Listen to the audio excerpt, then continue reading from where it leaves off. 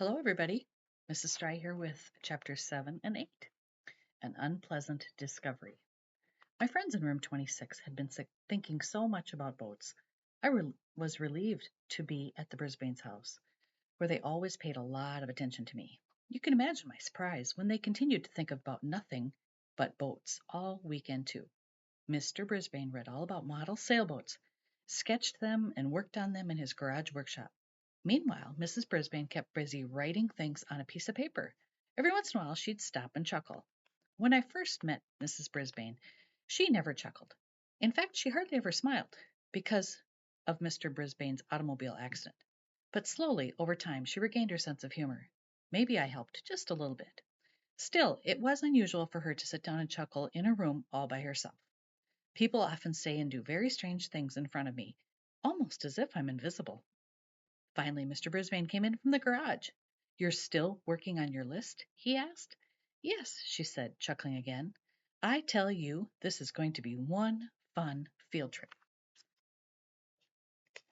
So that was it. She was planning a picnic at Porter's Pond. Oh, what I would give to get a peek at her list.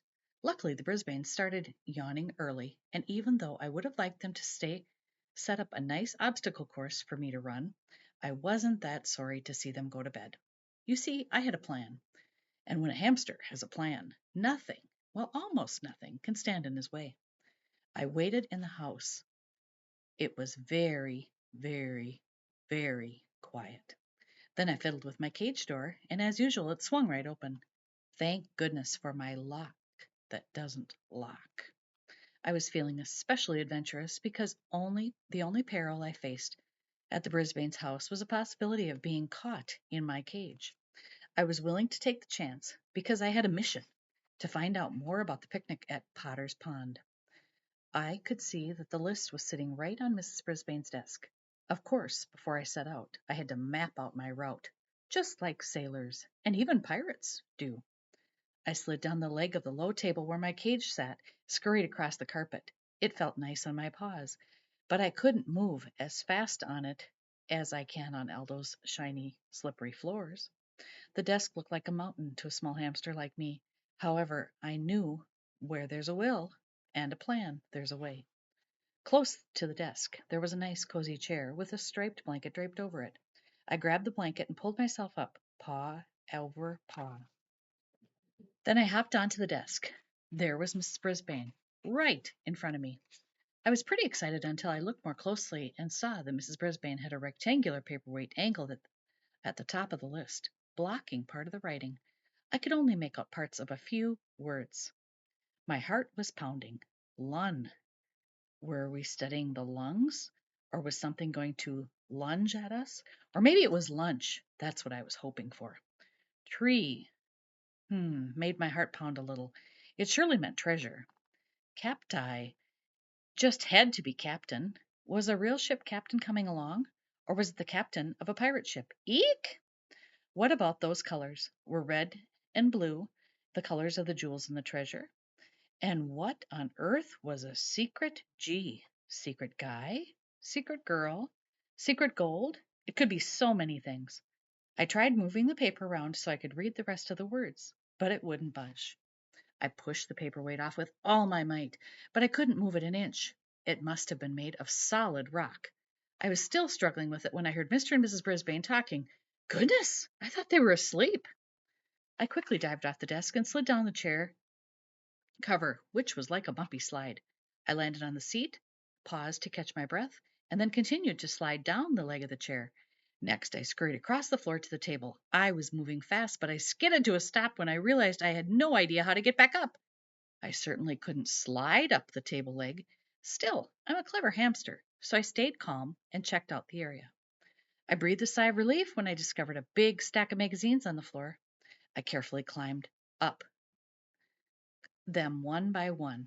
However, when I made the leap to the table, my back paws pushed the top magazine off and the whole stack collapsed with a loud thump. I dashed into my cage and pulled the door behind me. A few seconds later, Mrs. Brisbane came shuffling out of the bedroom, wearing her robe and slippers. "I'll check it out, Bert. I'm sure it's nothing." She turned on the light and looked around the living room. Sorry to wake you, Humphrey, she said while I tried to look as innocent as possible. Then she saw the heap of magazines. Oh, that's what it was. She shook her head. I hope they didn't scare you. Just a little, I squeaked, even though I knew she couldn't understand me. I'll straighten these up tomorrow, she said, turning off the light. As she was close to the bedroom door, I heard her tell Bert, "You're going to have to build me a magazine rack." "I'll be happy to," he replied, after the boat race. It was quiet for the rest of the night, but I didn't sleep a wink because of what I'd been seeing on Mrs. Brisbane's list, especially the mysterious secret G. The boat rakes at Potter's Pond, the maps, and the colorful treasure certainly sounded exciting. With a pirate captain along, it could be scary and even dangerous, and still, the more I thought about it, the more I knew that, scary or not, I did not want to miss that boat race for anything in the world.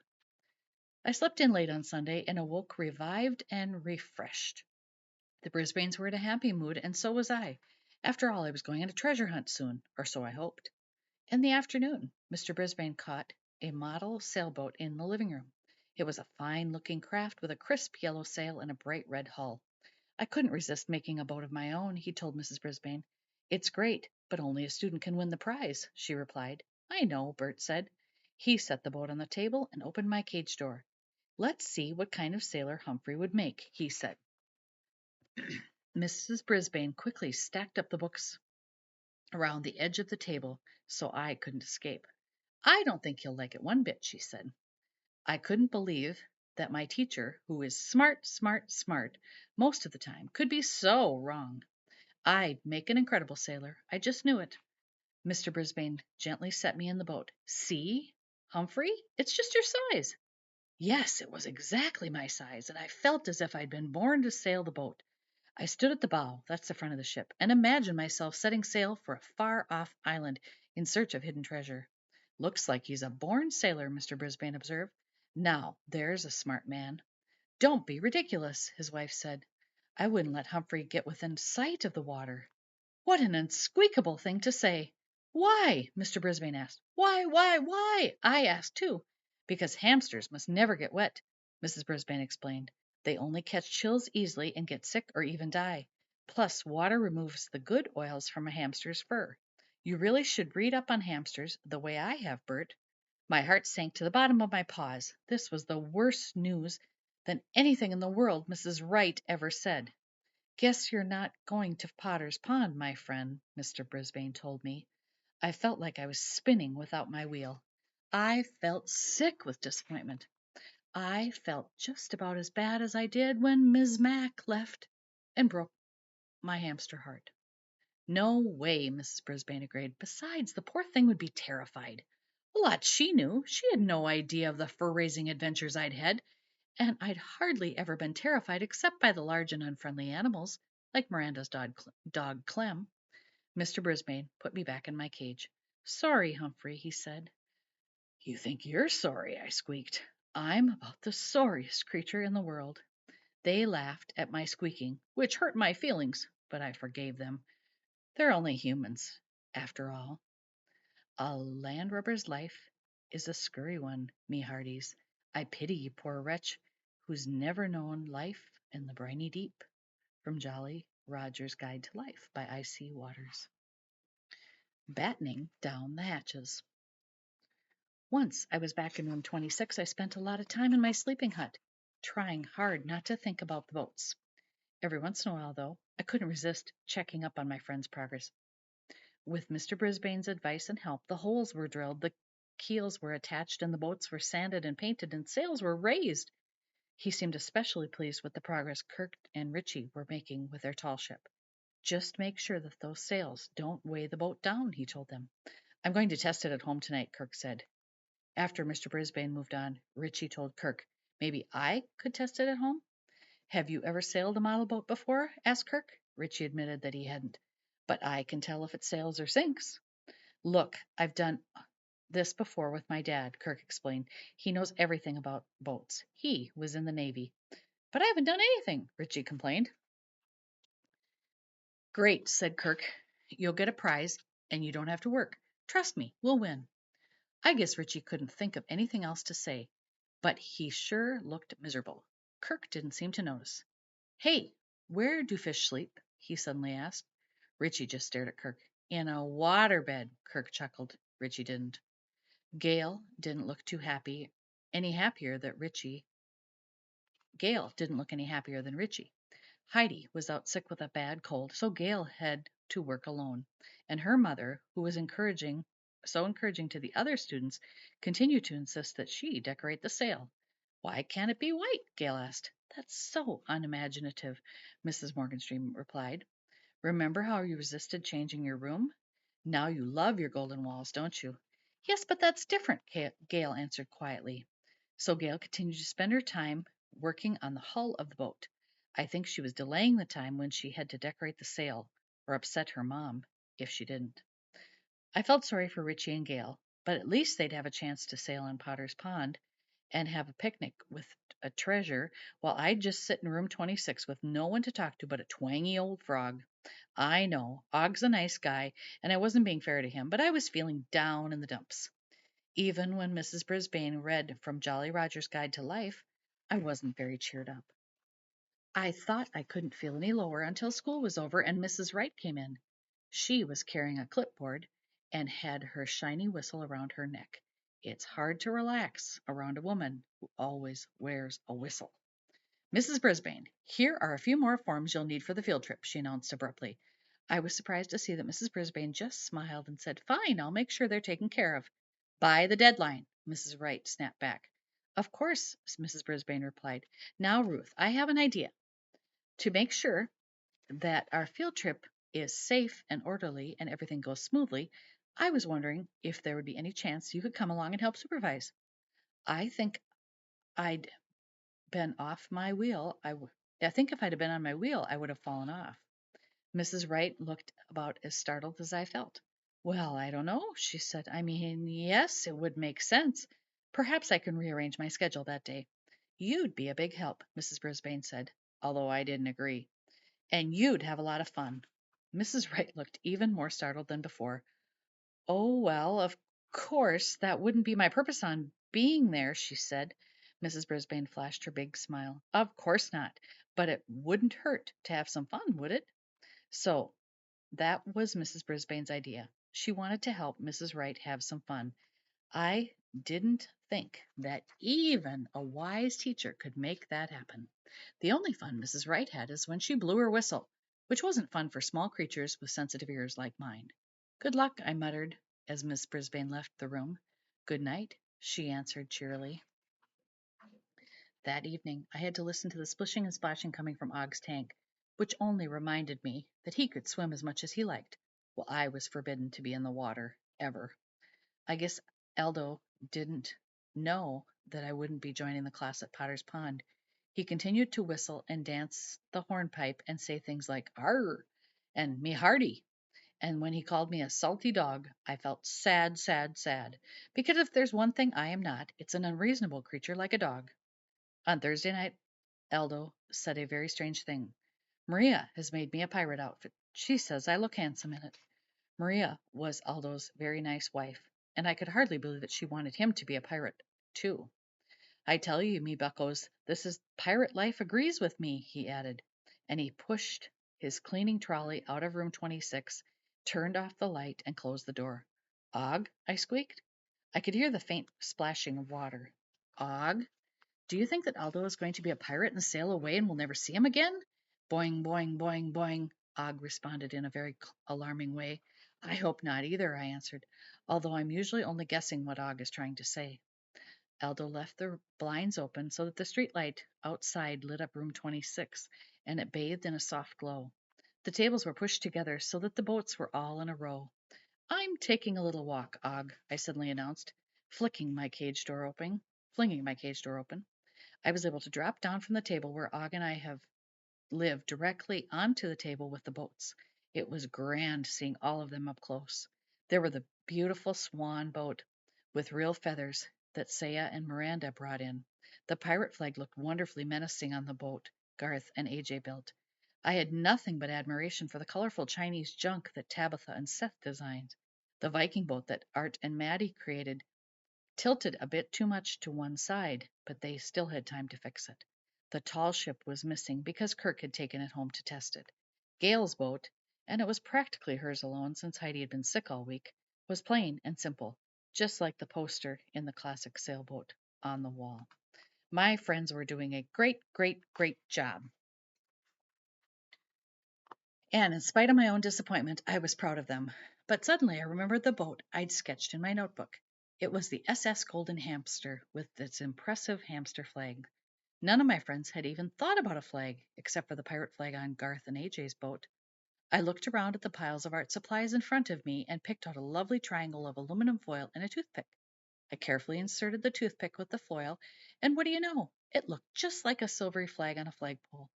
I planted it right in front of Gail's boat, sticking it to a mound of modeling clay. It was a way to make my mark and congratulate my friends on their good work, even though they'd never know whose flag it was. After all, it wasn't their fault that I would be a landlubber forever. There's always plenty of time to think after all the leaves, and that night I couldn't help but thinking about Kirk and how he was treating Richie. I'd never seen him act that way before, but everybody in room 26 wanted to win the prize for the race. But my other friends weren't acting like Kirk. What had gotten into him? Then I started to think about the weekend I'd spent not long ago at Kirk's house. It was fun, fun, fun. It was a fun, fun, fun place to stay because Kirk's family was nice to visiting hamsters, and they all like to laugh like Kirk does. He has a mom, a dad, an older sister Chrissy, and an older brother Kevin. Kirk and Kevin shared a room. They had matching beds, matching lamps, and matching desks, and over each desk was a shelf.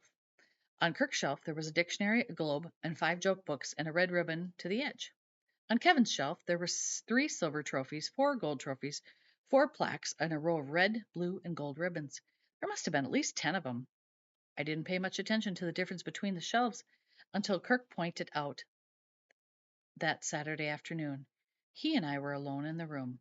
Kevin was out running track, which, according to Kirk, is a lot like spinning my wheel, except for you run a circle in the ground. See all those trophies and ribbons, Humphrey? Kirk asked me. Those are Kevin's awards for sports. He's great at all sports: basketball, soccer, track, swimming. Look at them all, he said. Pretty amazing, aren't they? Yes, yes, yes, I squeaked, but I must admit, I was impressed. Kirk pointed to the lone ribbon on his shelf. That's the only award I ever got. For honorable mention in the talent show last year. I did a comic routine. I should have gotten a gold. Since I hadn't been around for the talent show and I wasn't even sure what it was, I didn't comment. You should see my sister's room, Kirk continued. I'd show it to you, but she doesn't let me in there. Anyway, she has 2 shelves of awards for good grades and debate teams. That's where people get points for arguing. And drama competitions and speech contests. And I don't know, every time Chrissy opens her mouth, she gets an award. I was still thinking about debating. I don't like arguments one bit, but humans get awards for them. Kirk flopped down on the bed. Dad always says I'd better get busy if I'm going to fill up my shelf. And then he says he's just kidding. But I'm not sure. It's just, well, I'm only good at being funny. And they don't give you awards for that. I got an award once for my Halloween costume, but Kirk seemed so upset. I didn't think it was a good time to mention that. Suddenly, Kirk sat up. Hey, Humphrey, did you hear about the scarecrow who got the big award for being outstanding in his field? He laughed loudly.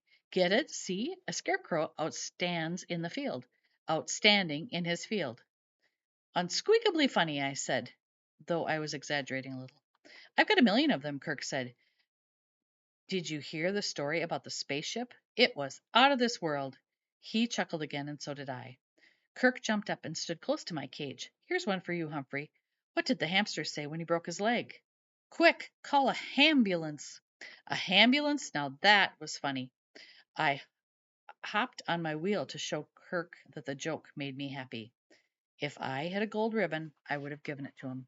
Like I said, it was quiet in room 26. Og never speaks up, much less tells a joke. Og, did you hear the one about the boy who wanted a prize so badly he'd even hurt his best friend's feelings to win it? I asked my neighbor. Og didn't say, but didn't laugh, but that was okay. The situation wasn't one bit funny, and I didn't have any idea how to make things better between Kirk and Richie. It didn't take long for Gail to notice that the flag the next morning.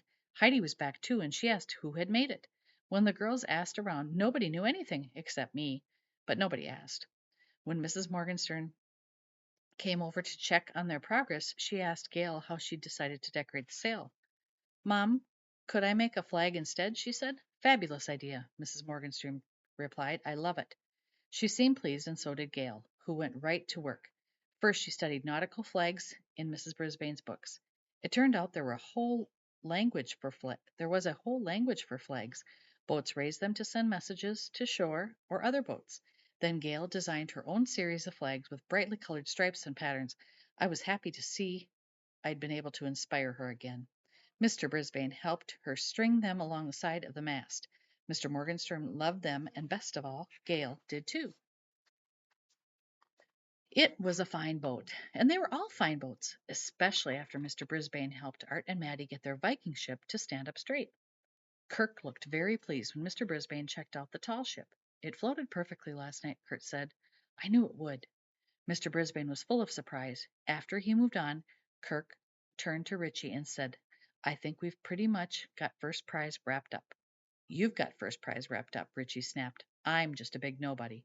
Kirk looked surprised. Come on, Richie. No one has to know that I did all the work. You look like a winner. But I won't feel like one. Richie quickly got up and sharpened a million pencils. After a while, Mrs. Brisbane noticed and went over to talk to him. Is everything okay? She asked. I guess, he answered. She tried to get more information out of him, but he just kept sharpening pencils. So she wandered over to Kirk and asked him if everything was all right. Yeah, the boat's fantastic. Look, he answered. I mean, between you and Richie, Mrs. Brisbane said. Sure, we make a great team, Kirk said. He sounded as if he meant it. Does Kirk really think Richie doesn't mind being left out? I squeaked to Og. Boing, Og answered. He didn't sound very enthusiastic. Keep an eye on ye enemies, me hearties. There may be a mutiny a brewing. From Jolly Roger's Guide to Life by I. C. Waters.